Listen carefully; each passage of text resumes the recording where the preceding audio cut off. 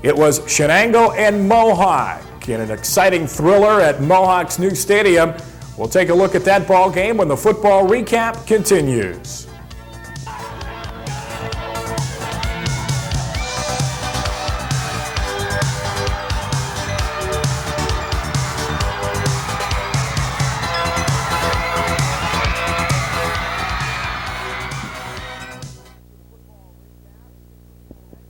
Welcome back to the football recap. It was Shenango Mohawk this past Friday night.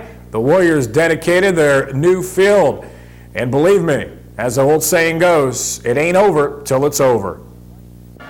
Early in the ball game, it was Shenango taking it right to the Warriors. Jeff Swiner picking up a couple of yards on that play. Shenango rushed for 284 yards in the contest. Scott Johnson picking up good yardage there. It would be the Wildcats who strike first in the first quarter of play. Quarterback Chris Dibley to Scott Johnson. Johnson's able to find a hole, comes all the way back, reverses his field. Johnson goes 54 yards for the touchdown, and Shenango takes an early 7-0 lead over the Mohawk Warriors. The Wildcat defense also played extremely well, especially in that first quarter of play.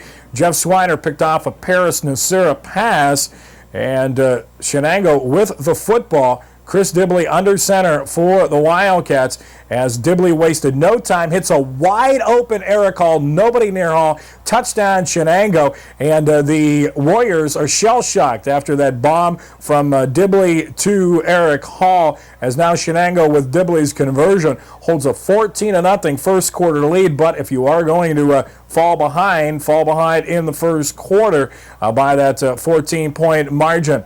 Dibley on the ensuing kickoff. The Warriors having their problems early as the Warriors let it go into the end zone, touchback, and Mohawk takes over on the 20-yard line. But the Warriors find it hard going on the ground. Shenango's defense tough in that first quarter of play. Host of Wildcats, including Jason Ativio, in on the stop for Shenango. The coaches love it for the Cats early. Chris Dibley, Shenango on offense to Scott Johnson. Now Johnson is able to bust this one all the way. However, this one comes back because of a penalty.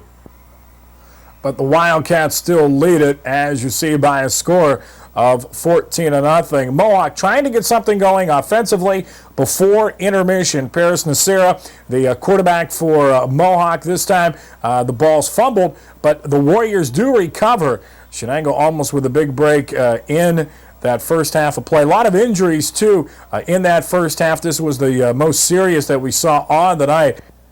One of the Wildcats had to be taken off the field by stretcher. A lot of hard hitting during this contest, as we told you, several injuries taking place. Mohawk with the football, still trailing it 14-0. Paris Nasira finally makes something happen.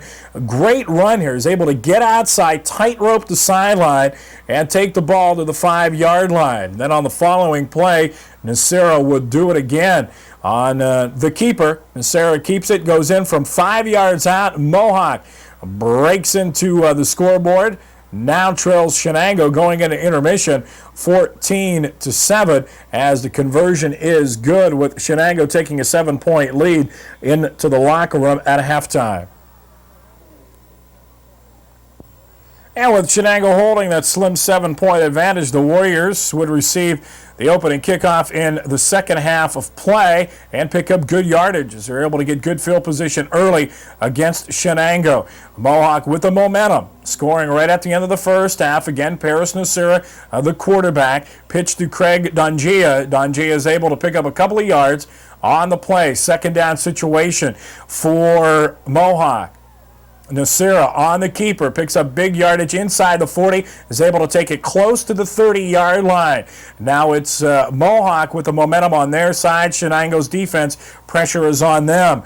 Nasira under center again, as Mohawk trying to tie this ball game up. Nasira has all the time in the world, passes it to the far sideline. Craig Dongia is able to break a tackle, but fumbles the football loose, and the Wildcats come up with it, and that stops the Warrior drive right there.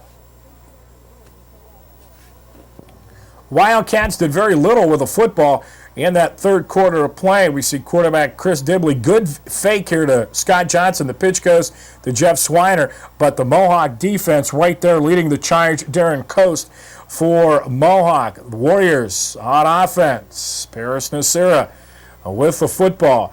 Nice pass here, picking up big yardage to the near sideline. Mike Camesso. Camesso picks up big yardage for Mohawk, and the Warriors in business offensively. They still trail it to this point. Remember, 14-7. Handoff, picking up yardage for Mohawk here. Darren Coast rips off about 10 yards there. Now we're into the fourth quarter of play. Paris Nasira, fake. Drop back to pass, wide open. Bill Rogers in the end zone makes a great catch. Touchdown, 14-13. Now the two-point conversion for Mohawk. They elect to go for the two and take the lead. Nothing fancy, just hand off to Craig Dungia off right tackle. He gets into the end zone.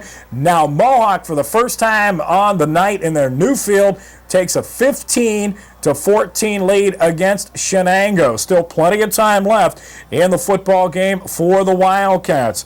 And here on the ensuing kickoff, Shenango will come up with good field position. Roger DeCarbo is able to bring it out for the Wildcats close to midfield and near Warrior territory.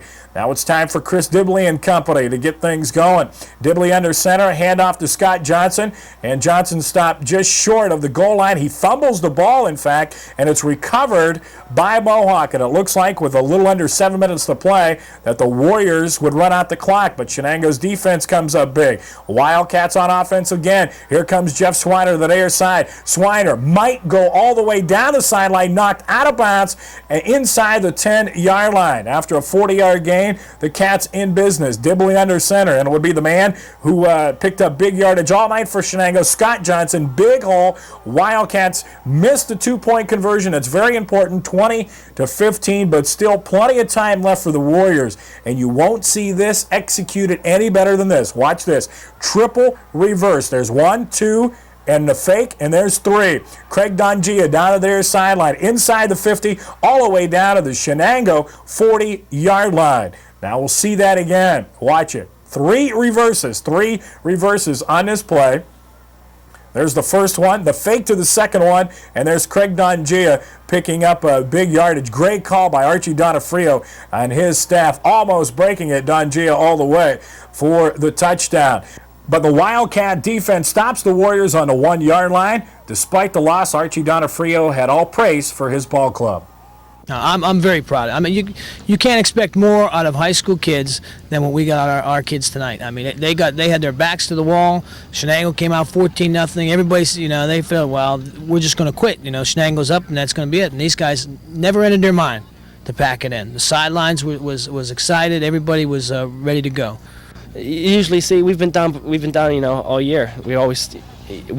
Our team is it's like a train. We start rolling, we just build up to the fourth quarter, and like stuff like that doesn't bother us. We get down, we just keep on rolling. We don't get too high, we don't get too low.